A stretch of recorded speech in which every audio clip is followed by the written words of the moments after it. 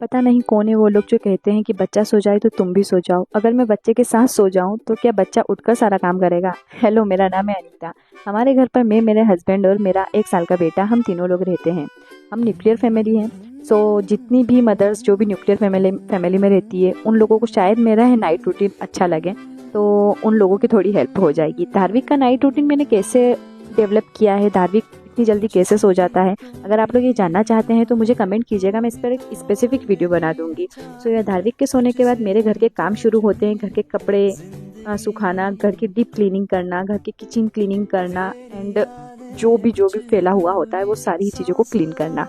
और रात में ही मैं सारी डीप क्लीनिंग कर लेती हूँ। मैं चाहती हूँ धार्विक के साथ ज़्यादा से ज़्यादा टाइम स्पेंड कर सकूँ, इसीलिए मैं सारे काम रात को निपटा कर सोती हूँ।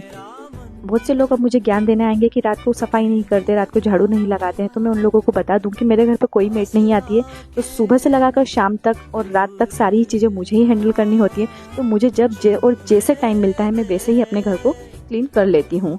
और मेरे साथ तो ये प्रॉब्लम है, शायद और भी किसी के साथ पे हो, कि मुझे घर को क्लीन रखना बहुत पसंद है।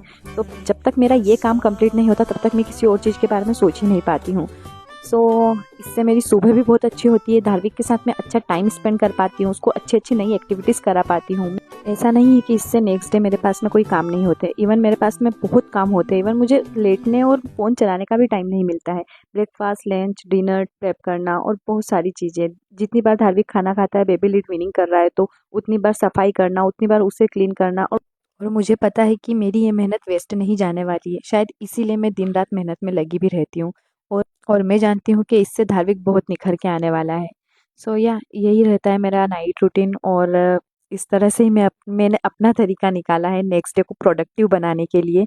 तो अगर आप लोगों को भी अच्छा लगे तो आप लोग भी ज़रूर फॉलो कीजिएगा। एंड बस 1 बज चुके हैं, अब मैं सोने जा रही हूँ। Bye bye, good night.